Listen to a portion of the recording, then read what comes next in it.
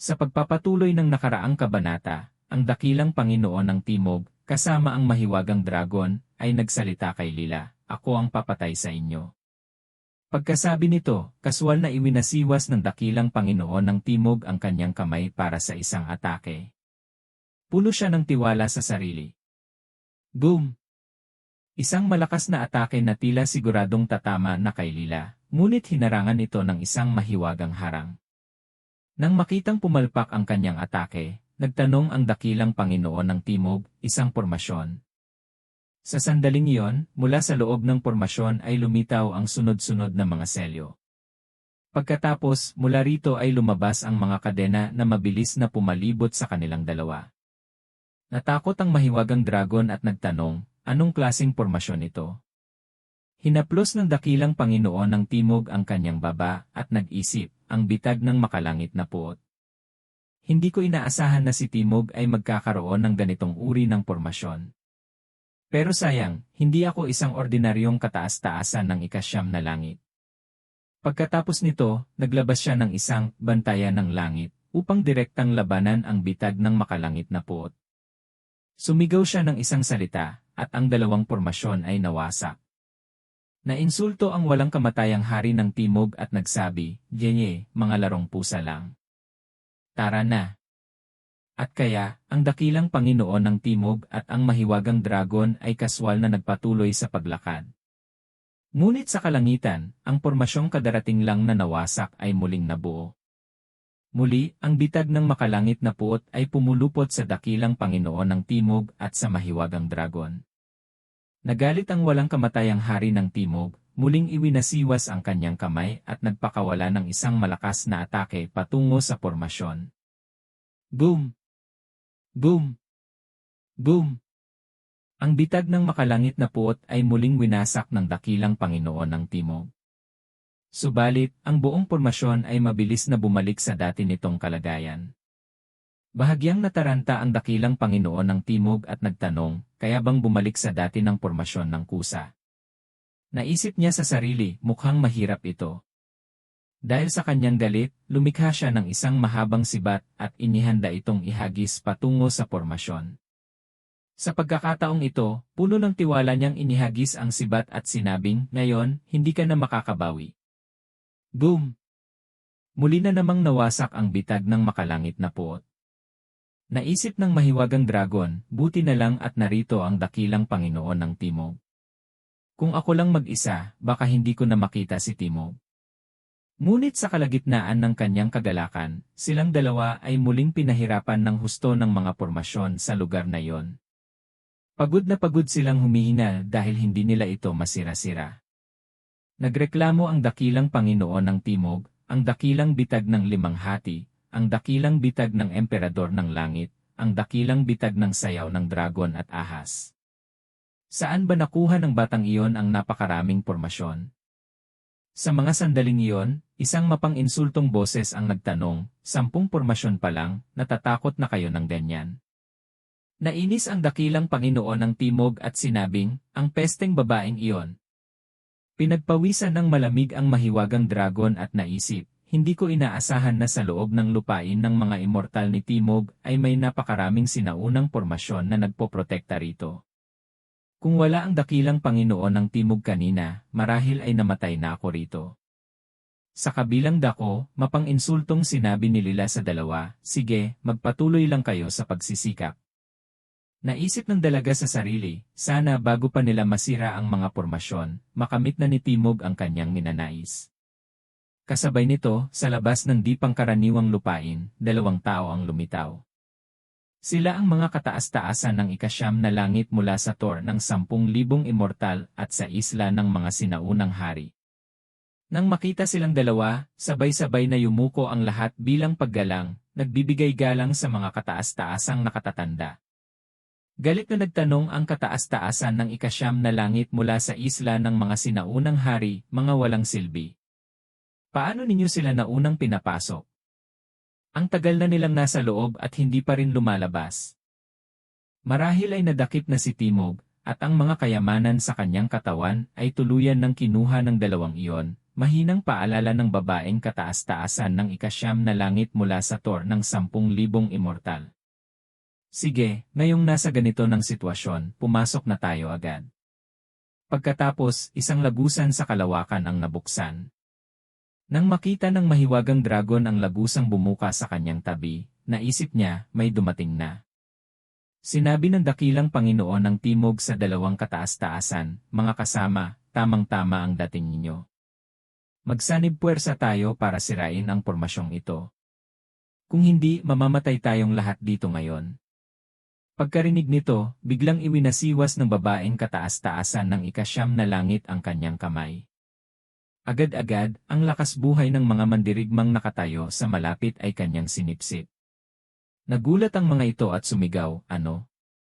Sinipsip niya ang lahat ng lakas buhay ng mga mandirigma. Ngunit walang sinuman ang nakatakas, lahat sila ay pinaslang ng babaeng kataas-taasan ng ikasyam na langit. Nang makita ng mahiwagang dragon na bukas na ang daanan, dali-dali siyang nagsabi, lumitaw na ang labasan. Bilis, takbo! Kaya naman, ang grupo ng dakilang Panginoon ng Timog at ang dalawang kataas-taasan ay sabay-sabay na tumakas para iligtas ang kanilang mga buhay. Puno ng pagkamuhi, sinabi ng dakilang Panginoon ng Timog, Timog, isa ka lang immortal ng kalangitan, pero muntik mo na akong masugatan ng malubha. Ngunit nasa panig ko pa rin ang langit. Hintayin mo ang iyong kamatayan. Sa sandaling iyon, nakita ng dakilang Panginoon ng Timog ang isang dambana at sinabing, sa kabilang banda, may kakaibang nangyayari sa dambana. Siguradong nandoon si Timog. Puntahan natin agad. Bahagyang natuwa ang mahiwagang dragon sa kanyang puso at naisip, kapag namatay si Timog, mawawala na ang alalahanin sa aking puso.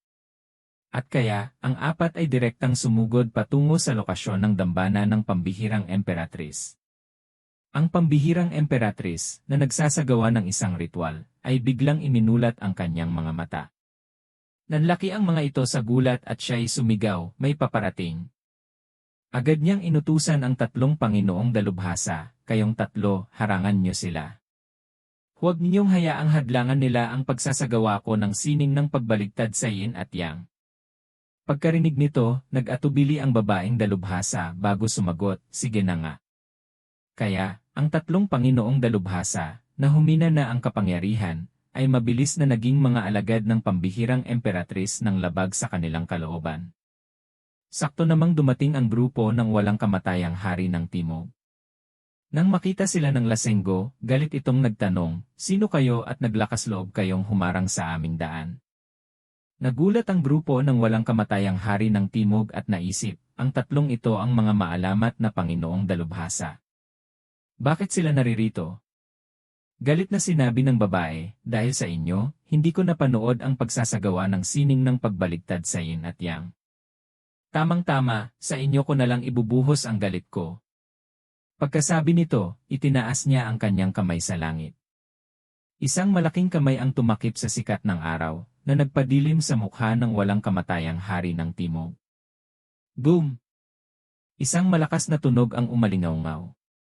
Ang apat sa grupo ng walang kamatayang hari ng Timog ay tinamaan ng malaking kamay at nayupi. Hindi alam kung sila ay buhay pa o hindi. Muling nagsalita ang babae, tara na, tara na. Kung babalik tayo ngayon, baka umabot pa tayo. Naiinis na sinabi ng lasenggo, mga hamak na peste lang naman sila. Nagpatuloy ang nakatakip ang mukha, bakit kailangan pa nating kumilos?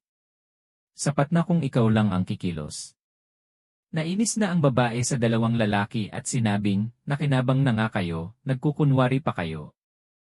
Pagkatapos harapin ang mga langgam na sina kataas-taasang Nanshi at ang kanyang mga kasamahan, bumalik na ang tatlong nilalang na nasa Master Realm.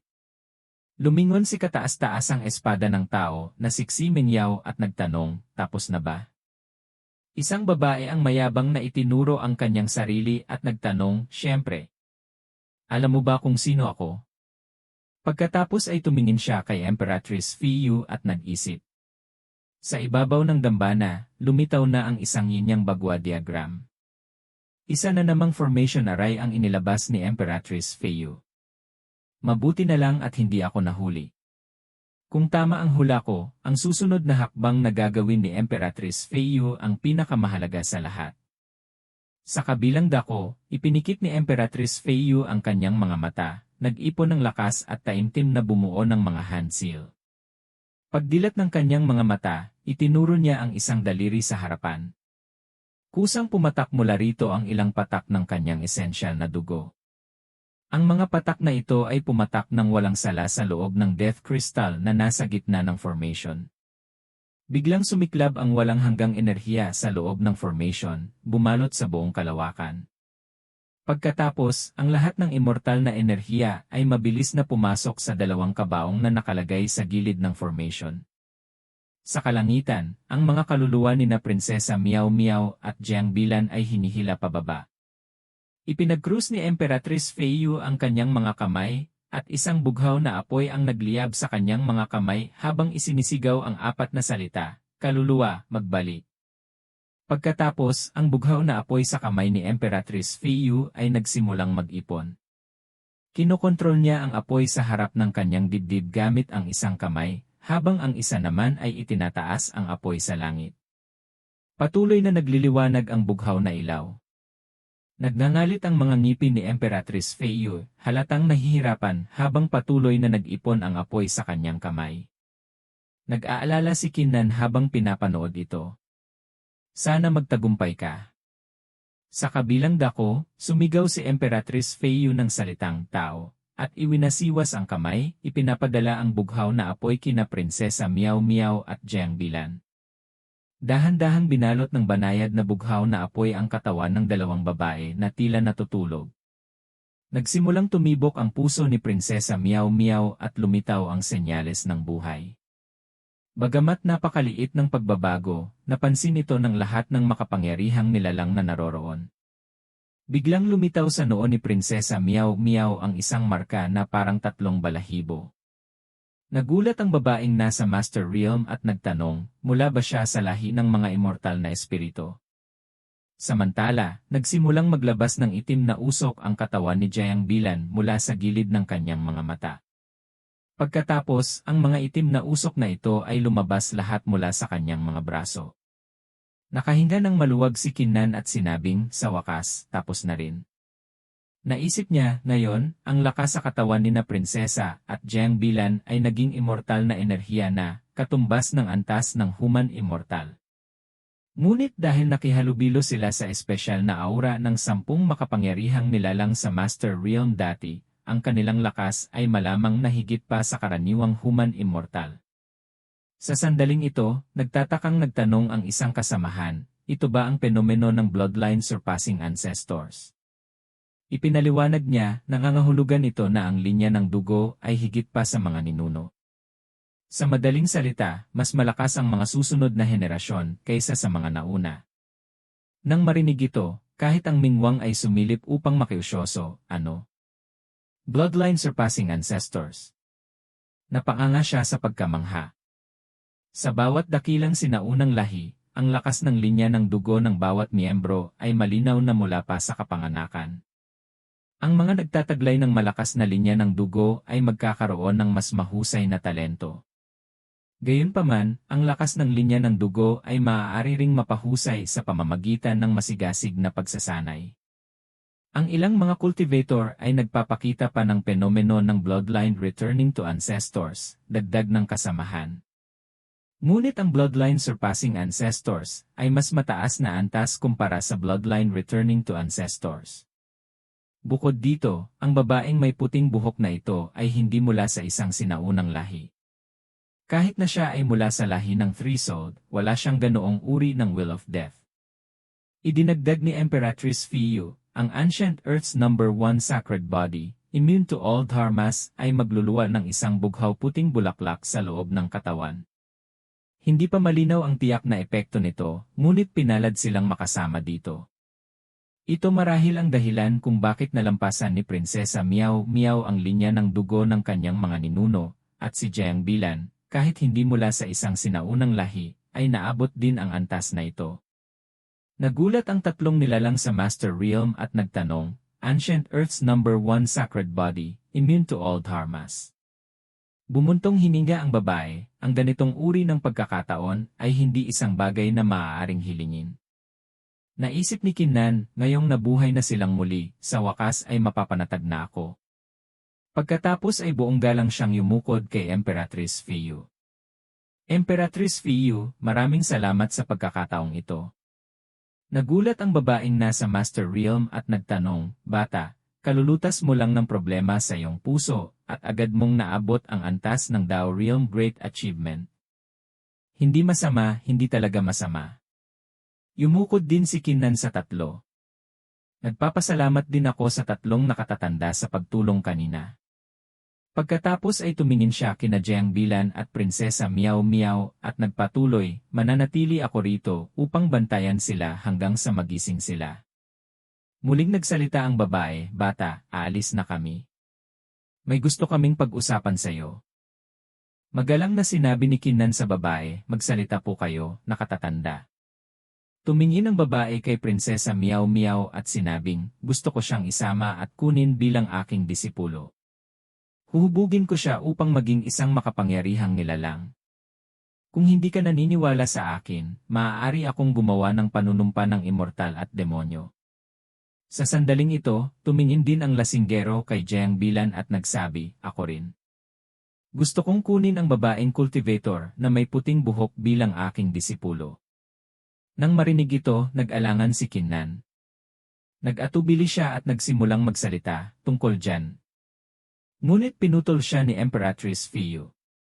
Ang pagiging disipulo nila ni na Prinsesa Miao Miao at Jiang Bilan ay tiyak na mas mabuti kaysa sa pagsunod sa iyo patungo sa Kung Sdai Hong Bianji. Siyempre, ayaw ni kataas-taasang espada ng tao na malihis ang atensyon ng kanyang munting asawa, kaya't sumang-ayon siya, tama iyon. Tumango ang dalawang nilalang mula sa Master Realm bilang pagsang-ayon. Tumpak. Tiyak na tatratuhin namin sila ng mabuti. Ngunit sinabi ni Kinnan, paumanhin, mga nakatatanda. Patawarin niyo ako, ngunit hindi ako maaaring magdesisyon para sa kanila. Kung nais niyong kunin sila bilang mga disipulo, maaari kayong maghintay dito hanggang sa matunaw nila ang diwa ng Dao at magising. Pagkatapos, maaari niyo silang tanungin ng personal. Ngunit mariing tumutol ang babae, hindi maaari. Kailangan namin silang isama ngayon din eh. Mahinahong sinabi ni Kinnan sa babae, maaari po bang magpaliwanag, nakatatanda? Sumagot ang babae, kagagaling lang nila sa muling pagkabuhay. Nananatili pa sa kanilang katawan ang diwa ng Dao ng mga nilalang mula sa Master Realm. Ito ang perpektong pagkakataon upang magsanay gamit ang aming paraan ng pagtatanong sa Dao at maabot ang Dao Realm. Muling nagsalita si Kinnan, kung ganoon, hayaan niyong sumama ako sa inyo. Nagpakita ng kawalan ng magawa ang babae. Maaari, ngunit kailangan mong pag-isipang mabuti. Kami ay pupunta sa dalawang magkaibang lugar na malayo sa isa't isa. Sino ang pipiliin mong samahan? Kung hindi ako nagkakamali, pareho mong mahal ang dalawang babaeng ito, hindi ba? Pagkatapos ay umarte siyang iwinawasiwas ang daliri at nagsabing, hindi magandang iwanan ang sinuman sa kanila. Sumakit ang ulo ni Kinnan. Ang mahal ko siyempre ay si Prinsesa Miao Miao lamang. Ngunit kung pababayaan ko si Jiang Bilan at ipagkakatiwala siya sa isang taong ngayon ko lang nakilala at hindi ko alam ang pinagmulan, hindi ko rin iyon magagawa. Sa sandaling ito, nagsalita ang lalaking nakamaskara upang tapusin ang usapan, malapit mo nang maabot ang Dao Realm Great Achievement. Walang hangganan ang iyong hinaharap. Kahit na sila ay muling isinilang at nakatanggap ng malaking pagkakataon, malayo pa rin ang agwat nila sa iyo. Sa paglipas ng panahon, kapag ikaw ay naging isang kataas-taasang siyam na langit habang sila ay maliliit na heavenly immortal pa lamang, saan sila pupunta?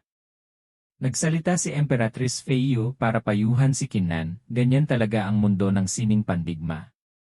Maging sa magkakapatid o mga kasama sa Dao, kung masyadong malaki ang agwat sa pagitan ng dalawang panig, sa huli ay maghihiwalay lang din sila.